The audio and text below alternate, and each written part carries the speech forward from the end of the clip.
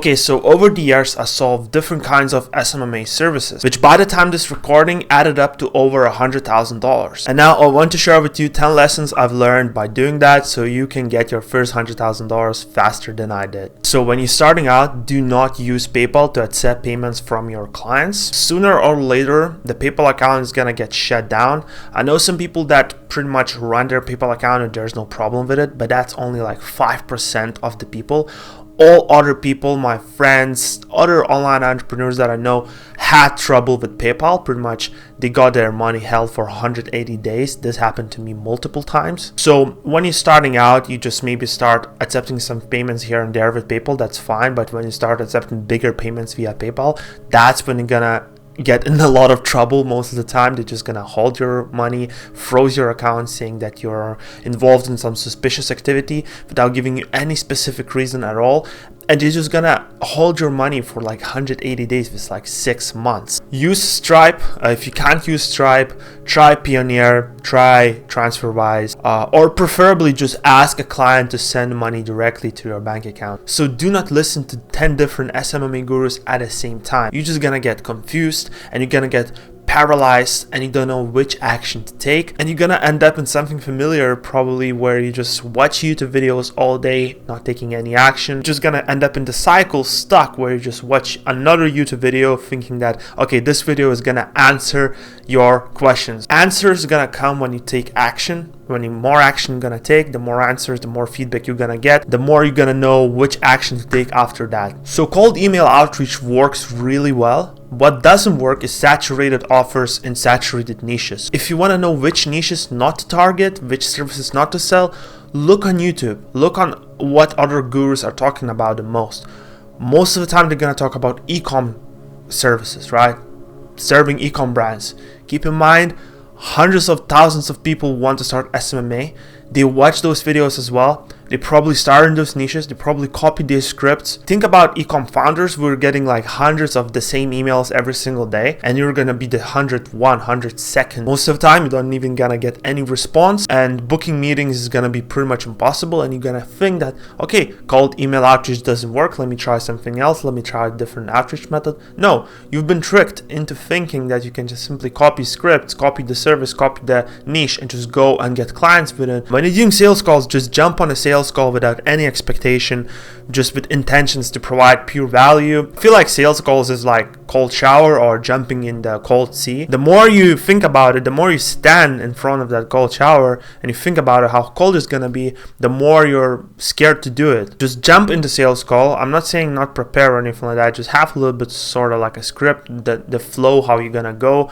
But most of the things with sales calls as well, you're just gonna learn as you go. For me, sales calls, I try to keep them as a genuine conversation. Just give them as much value as you can and do not expect anything, and you're gonna be surprised. Like when you're going into the sales call with this type of intention, usually a client just gonna sign up. So the client who paid less is the hardest to deal with. The more someone is trying to cut down your price, the more problems you're gonna have with that person. He's gonna be literally asking you to move the earth for him, and he's just gonna try to get as much out of you as he can. Of course, when you start out, say yes to anything that is coming your way. Accept every single opportunity because you don't know where it's gonna lead you. As you build up some capital, feel some more security in your life. Don't just accept everyone. I feel like sometimes you just accept somebody just for the money, and you know instantly, you have this gut feeling there's gonna be trouble with this person. So if you have this gut feeling, just listen to that gut feeling and say no. The more you're gonna change the sale, the less sales you're gonna make. Again, just another rule of life. I feel like it applies to every single aspect of life. The more you chase something, the more you put on pedestal, the more you give value to that thing, the harder it's gonna be for you to get it. Think about in your life when you really wanted something and you then just forgot about it. It just randomly appeared in your life, randomly came in your life where you were not even thinking about it, and it just appeared in your life. So sometimes you just gotta go with the flow and be present. You're gonna be surprised how things are just gonna flow your way. Nurture a good relationship with your potential client. You gain his trust. You're gonna close him pretty easily. people make this mistake where their first email is almost a sales pitch. How do you think you're gonna close a client when your first email is a sales pitch? Your first email is just to build a connection with that potential client, get him on a call, or just provide him some sort of value, show him your portfolio or something like that, right? So do not pitch your service, sell the end result. So when you're selling more a creative type of services like thumbnail design, like design, web design, YouTube video creation, short form content creation, they're like commodities if you're just gonna position them as for what they are. But if you're gonna go and say, look, we're gonna increase your click-through ratio on your YouTube videos by making you better thumbnails by 10%, that means they're gonna get more traffic to their videos, more traffic to their channel, probably gonna get more sales with it. So you're pretty much selling the end result, not a like thumbnail design. Because if you're gonna be selling thumbnail design, he's gonna be paying $20 per thumbnail.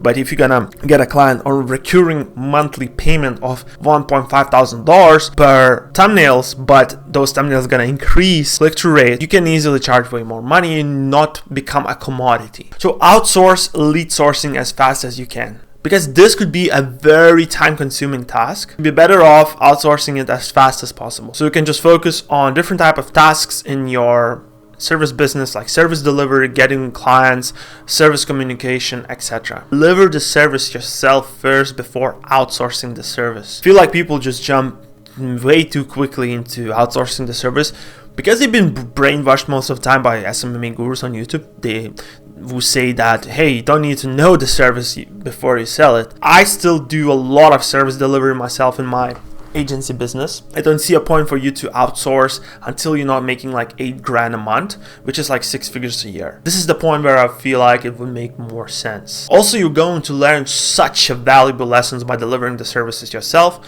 You're gonna know how it works, how the good service delivery looks like, and you're gonna have a full system, full pipeline. So when you're hiring somebody to do that for you, you can pretty much just give the system to your freelancer. Stop asking people for reassurance and learn to become a self-reliant person. I think people just get caught up into where they're just constantly seeking for help, when the whole internet is out there for free and you haven't even took any action yet with the full free information that you have on the internet. You are way better off just watching some YouTube videos, writing down your skills that you have, taking massive action and trying to get clients for the skills that you currently have. If you don't have any skills, you learn a skill, you go and try to find clients, or you go on Upwork, you go on other platforms, see which skills are in demand, maybe do a service for free. Then I feel it would make more sense for you to go and ask help from other people. Get some sort of proof that what you're doing is working, and then go and seek for help. So it was my 10 lessons I've learned. I don't want to make this video too long.